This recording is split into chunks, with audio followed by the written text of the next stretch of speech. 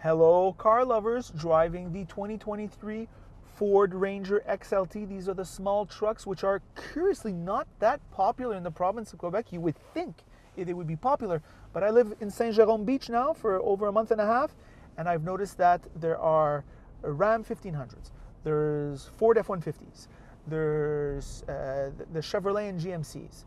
Those vehicles, I see a lot of them. However, I'm not seeing a lot of these small pickup trucks. And you go on construction sites, and I have a little bit of experience on construction sites, you see the big trucks. Those are the people who own the businesses, right? The people who have like contractors who have 4 or 5 guys working for them. They've got the big pickup truck. But however, the employees don't have these vehicles. So it's kind of interesting. It's usually going to be like some used Hyundai Elantra or something like that. So it's kind of interesting that these trucks, you would think they're smaller, hashtag more efficient, but they're just in Quebec, they're not gaining that much traction. There are some on the road, but there aren't that many. Let's just do a little overview. The 2023 Ford Ranger is a compact pickup truck slotted between the Maverick and the F-150. There are 3 models starting at $40,000 Canadian and topping out at $48,000. Add a few options, total you may hit $55,000. We are testing the XLT model, which is the mid-trim model. All come with the Ford 2.3-liter EcoBoost 4-cylinder engine that produces 270 horsepower and 310 pounds of torque, 12.3 liters per 100 kilometers in the city, 9.7 on the highway, 10-speed automatic, and a solid rear axle. The interior is simple in super cab format, which is what you get in base and mid-trim model. The crew cab is an option as a 4-door arrangement in the mid-trim, but you lose a foot of box space.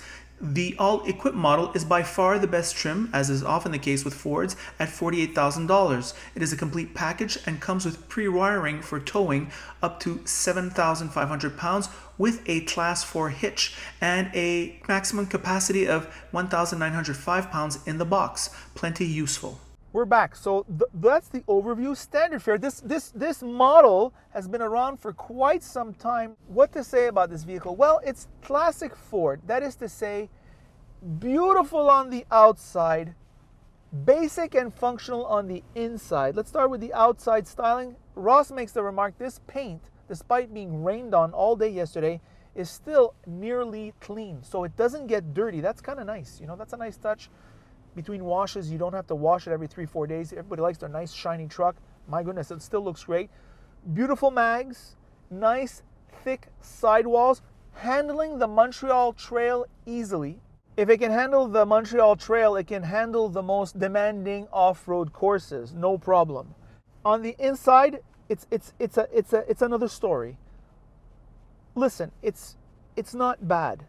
However, I can't help but feel I'm in a Ford Focus 2019 with a lot of the touch points. First of all, this leather steering wheel made from cows made out of plastic, I must say, feels good in hand and feels very durable. Hard touch plastics here, but I gotta say this whole setup seems easy to clean, feels durable. I mean, I have a feeling this interior is gonna stay nice for a very long time. Same thing with the tissue of the seats.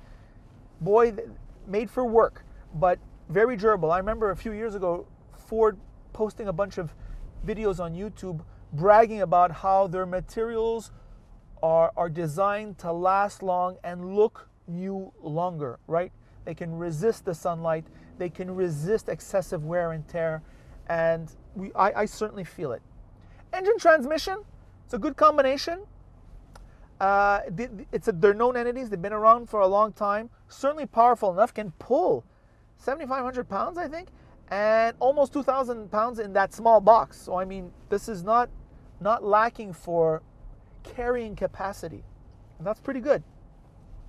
This dash, my goodness, this dash is so easy to consult yet looks so old. Same thing with this infotainment. Looks ancient, but I gotta say it's the easiest one I've ever used, at least in the modern era. Really simple to use, and that's what I have to say about that. The seats are comfortable, I must add. In passing, it's quiet on the highway, reasonably, like we were on the highway before. We've been on the highway for quite some time, talking, chatting. Really, I think you can speak to the passengers in the back seats and have no problem. So that's pretty darn good. These are not trucks from 20 years ago where all you hear, you feel like you're in a windmill when you're on the highway. So very convenient, four-wheel drive. You get everything you need, right? So nothing's missing. But it's due for a refresh. I mean, that's the way it is. So really good looking on the outside, very functional on the inside, and engine, transmission, known entities. And that's what I have to say about this vehicle. So listen, to buy this vehicle, you got to fall in love with the exterior.